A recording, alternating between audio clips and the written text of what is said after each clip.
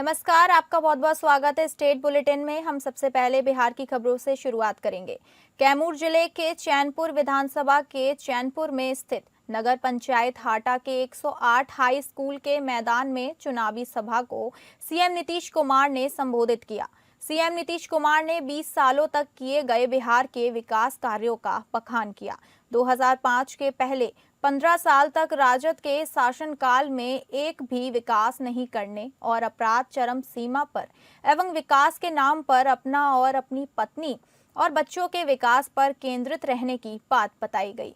दरअसल बिहार विधानसभा चुनाव दूसरे चरण में 11 नवंबर को होने वाले मतदान के लिए कैमूर जिले के चारों विधानसभा सीटों पर जेडीयू एवं भाजपा के उम्मीदवारों के लिए वोट मांगने पहुंचे नीतीश कुमार के द्वारा मतदाताओं से चैनपुर से मोहम्मद जमा खान, भभुआ से भरत बिंद, मोहनिया से संगीता देवी एवं रामगढ़ से अशोक सिंह को विजय बनाने की अपील की गई।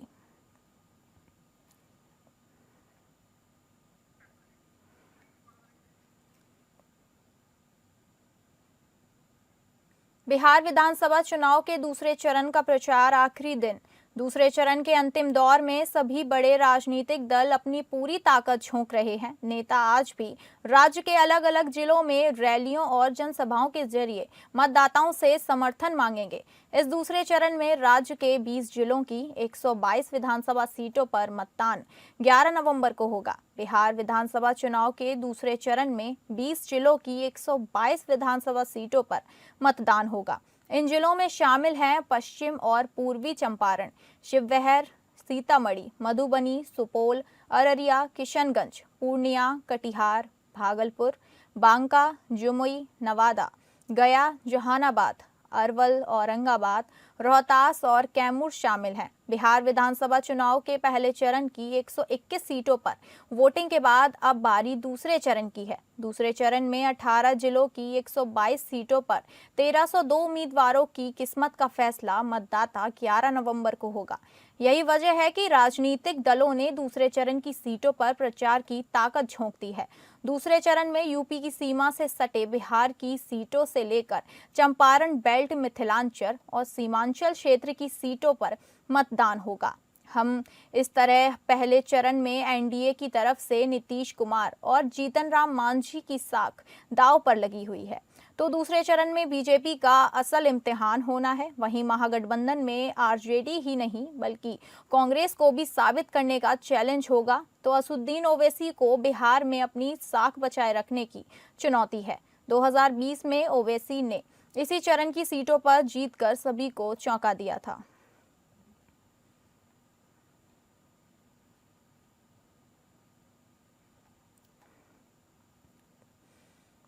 बिहार में दूसरे चरण के मतदान होने को हैं, इसको लेकर नेता जगह जगह चुनावी जनसभाएं कर रहे हैं। पीएम मोदी बिहार के बेतिया पहुंचे, जहां उन्होंने विशाल जनसभा को संबोधित किया।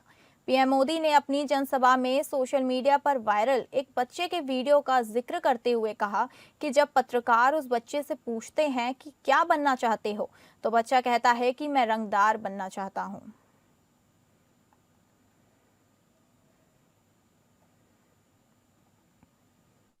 यहां की मिट्टी में जन्मे राजकुमार शुक्ल और प्रजापति मिश्र का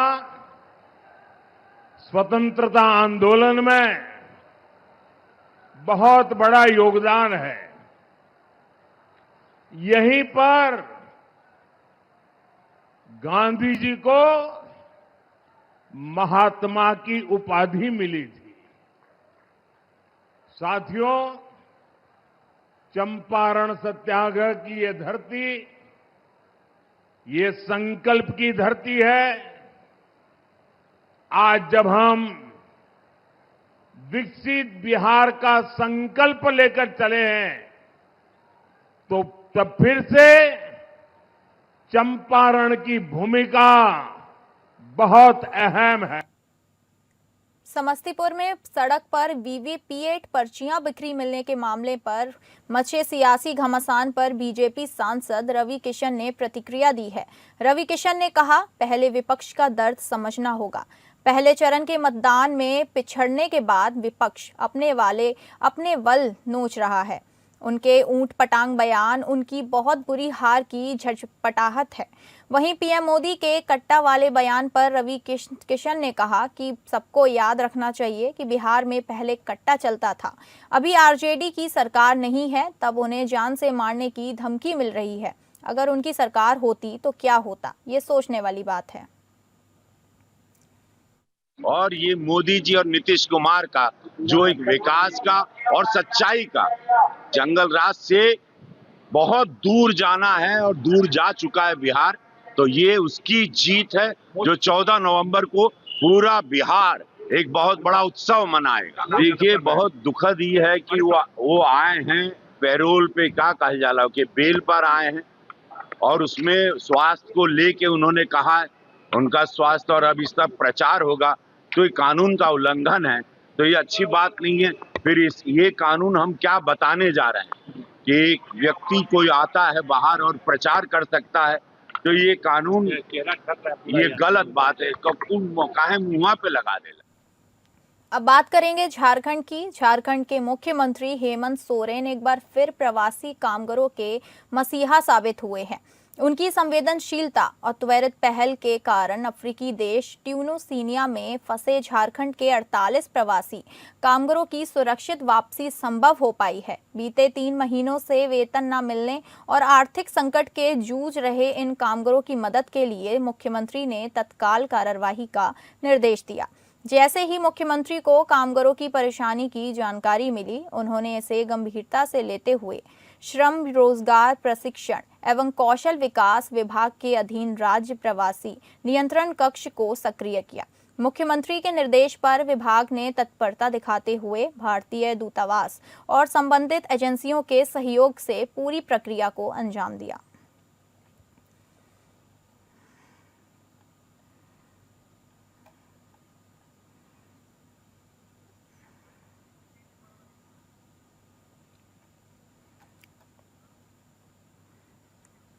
अब बात करेंगे छत्तीसगढ़ की। छत्तीसगढ़ के रायपुर में गांव सिमली पंचायत मिलमपल्ली थाना जंगरगुंडा तहसील कोंटा सुकमा में दिनांक 3 नवंबर 2025 शाम 5 बजे चर्च एवं घर में मारपीट करके आग लगा दी गई।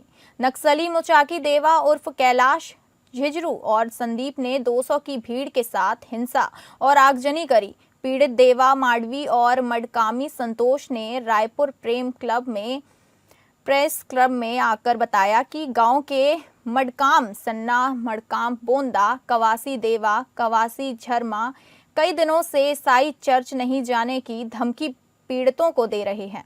ग्राम पंचायत भी बुलाई गई। गांव के लोगों ने इन्हें गांव से बाहर निकालने से मना कर दिया और कहा कि इन्होंने धर्म परिवर्तन नहीं किया है, सिर्फ बाइबल पढ़ते और भजन करते हैं।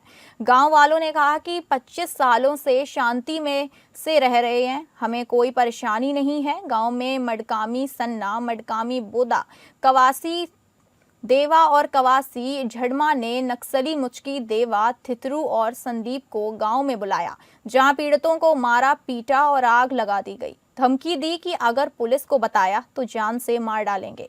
पीड़ित थाने में पनाह देने गए तो पुलिस ने भगा दिया और शिकायत दर्ज नहीं करी। पीड़ित अपनी जान बचाकर जंगल में रहने पर मजबूर हैं।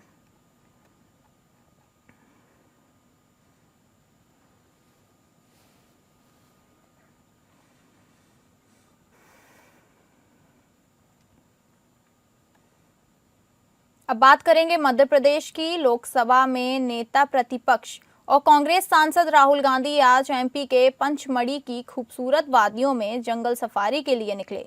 2 दिनों से मध्य प्रदेश के हिल स्टेशन पर प्रवास कर रहे राहुल गांधी ने प्राकृतिक सौंदर्य का लुत्फ उठाया। सुबह राहुल गांधी का काफिला रविशंकर भवन से रवाना हुआ। जानकारी के अनुसार जंगल सफारी का कार्यक्रम देर रात तय किया गया था, जिसके बाद रात भर तैयारी की गई। सुबह काफिला पनार पानी गेट पहुंचा, जहां से राहुल गांधी और जीतू पटवारी ने जिप्सी में बैठकर सफारी शुरू की। इस दौरान राहुल गांधी ने मीडिया से बातचीत करते हुए कहा कि हरियाणा में 25 लाख वोट चोरी हुई है। उस डेटा को देखने के बाद लग रहा है यही मध्य प्रदेश, महाराष्ट्र और छत्तीसगढ़ में भी हुआ है। अब एसआईआर के जरिए उसको कवर करने की कोशिश की जा रही है। राहुल ने कहा कि हमारे पास डिटेल की जानकारी है, धीरे धीरे उसका भी खुलासा करेंगे। उन्होंने कहा कि लोकतंत्र पर आक्रमण हो रहा है, बाबा साहब के संविधान पर आक्रमण हो रहा है।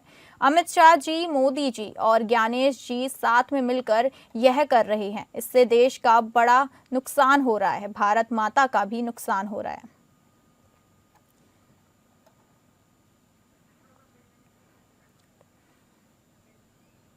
शिवसेना प्रवक्ता संजय निरुपम ने बिहार चुनाव को लेकर केंद्रीय गृह मंत्री अमित शाह के दावे का समर्थन किया है।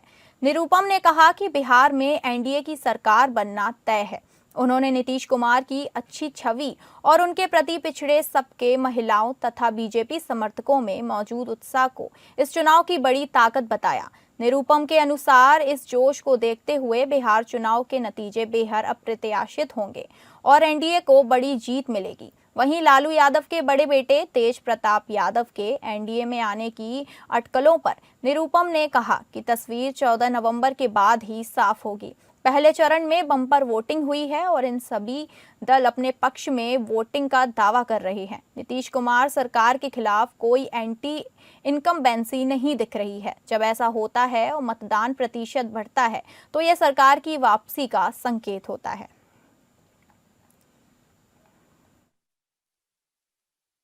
देखिए, एनडीए की सरकार बिहार में आ रही है, इस बात पर किसी प्रकार का कोई मतभेद नहीं है, क्योंकि नीतीश कुमार जी की छवि बहुत अच्छी है।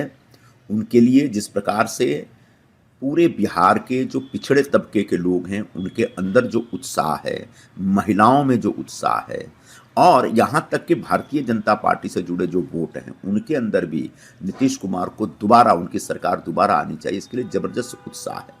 और उन उत्साहों को देखते हुए यह अंदाजा लगाया जा सकता है कि बिहार के चुनाव नतीजे जो होंगे, अब तक के सबसे अप्रत्याशित चुनाव नतीजे होंगे और इसमें एनडीए की सरकार बड़े पैमाने पर, निश्चित तौर पर सरकार बहुत बड़ी जीत की ओर आगे बढ़ रही है। महाराष्ट्र के धुले में मंकी पॉक्स का इलाज करा रहे एक मरीज की छठी रिपोर्ट पॉजिटिव आने से स्वास्थ्य अधिकारी चिंतित हैं। ये धुले वासियों के लिए चिंताजनक खबर है। 44 वर्षीय इस्मा, जो 1 महीने पहले सऊदी अरब से लौटी थी, का मंकी पॉक्स टेस्ट पॉजिटिव आया। तब से मरीज धुले के सरकारी हीरे अस्पताल कॉलेज में इलाज करा रही है और 1 महीने से सरकारी अस्पताल में इलाज करा रही है। लेकिन 1 महीने के इलाज के बाद मंकी पॉक्स की रिपोर्ट पॉजिटिव आई, जिससे स्वास्थ्य अधिकारियों की चिंता और बढ़ गई। अगला सैंपल 2 दिन में जांच के लिए पुणे स्थित एनआईवी संस्थान भेजा जाएगा। स्वास्थ्य अधिकारी संपदा कुलकर्णी ने इस संबंध में जानकारी दी है।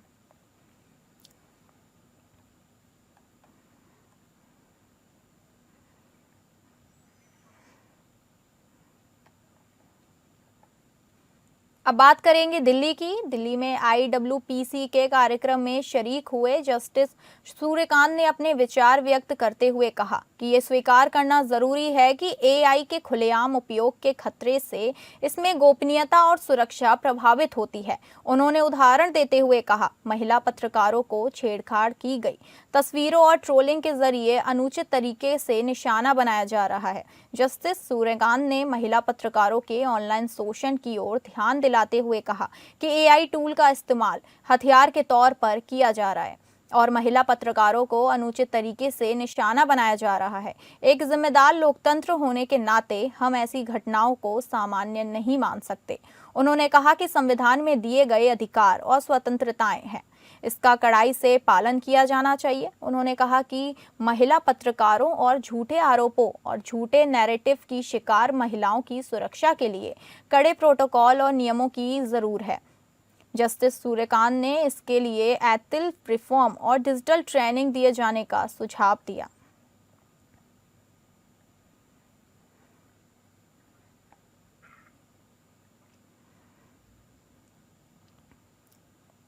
दिल्ली के इंदिरा गांधी अंतर्राष्ट्रीय हवाई अड्डे पर एयर ट्रैफिक कंट्रोल के मैसेजिंग सिस्टम में तकनीकी खराबी आई, जिससे कई फ्लाइट्स देरी से चलीं और कुछ तो रद्द हो गईं। इस दौरान सैकड़ों यात्रियों को दिक्कतों का सामना करना पड़ा। हालांकि इस घटना ने भारत की पुरानी एयर ट्रैफिक कंट्रोल तकनीक पर लंबे समय से चली आ रही चेतावनियों को फिर से उजागर कर दिया। एयर मैनेजिंग सिस्टम में आई तकनीकी खराबी को लेकर कई महीने पहले ही एयर ट्रैफिक कंट्रोल्स गिल्ड ने अधिकारियों को आगाह कर दिया था कि देश के ऑटोमेशन सिस्टम में परफॉर्मेंस में गिरावट आ रही है। दिल्ली, मुंबई समेत कई बड़े हवाई अड्डों पर यह सिस्टम अक्सर धीमा हो जाता है। साथ ही डेटा प्रोसेसिंग में भी देरी देखी जा सकती है।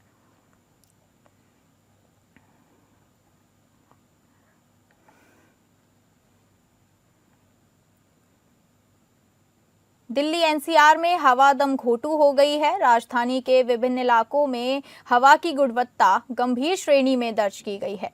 केंद्रीय प्रदूषण नियंत्रण बोर्ड के मुताबिक राजधानी के विभिन्न इलाकों का AQI 400 पार कर गया। आज सुबह 7 बजे दिल्ली का औसत AQI 391 दर्ज किया गया। इसके अलावा गाजियाबाद के वसुंधरा में 421, नोएडा सेक्टर 62 में 410, गुरुग्राम सेक्टर 52 में 260 और फरीदाबाद सेक्टर 11 में 275 दर्ज किया गया। वहीं दिल्ली के आनंद विहार और गंभीर श्रेणी में AQI 412, अलीपुर में 415, अशोक विहार में 416, चांदनी चौक में 409, दिल्ली एयरपोर्ट के आसपास 358, ITO में 420, लोधी रोड में 377, एम्स के पास 421 और जहांगीरपुर में 433 रिकॉर्ड किया गया।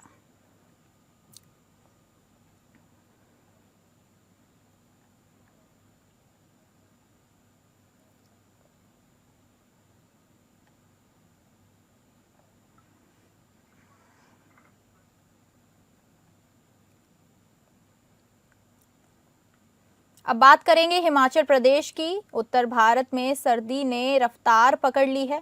हिमाचल और राजस्थान में तापमान लगातार गिर रहा है, जबकि पश्चिम बंगाल में भी अगले कुछ दिनों में ठंड बढ़ने के संकेत मिल रहे हैं।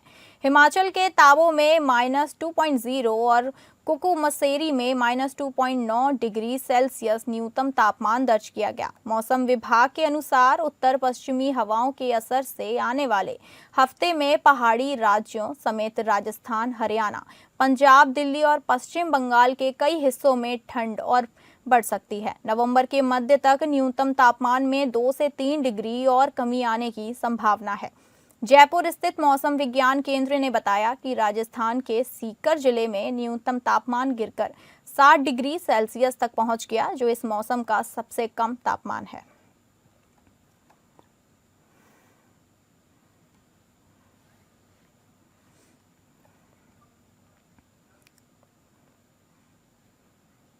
अब बात करेंगे पंजाब की। अमृतसर ग्रामीण पुलिस ने एक बड़ी कार्रवाई में एक नृशंस हत्या के मामले का सफलतापूर्वक पर्दाफाश करते हुए 2 आरोपियों को गिरफ्तार किया है। गिरफ्तार आरोपियों की पहचान विक्रमजीत सिंह उर्फ विक्रम और करण के रूप में हुई है। ये दोनों अमृतसर के राजा सांसी निवासी इटली निवासी मलकीत सिंह की नृशंस हत्या में शामिल थे।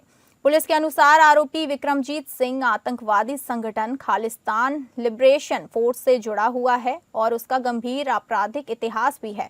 विक्रमजीत पर विस्फोटक अधिनियम, हत्या के प्रयास और शस्त्र अधिनियम के तहत मामला दर्ज किया गया है।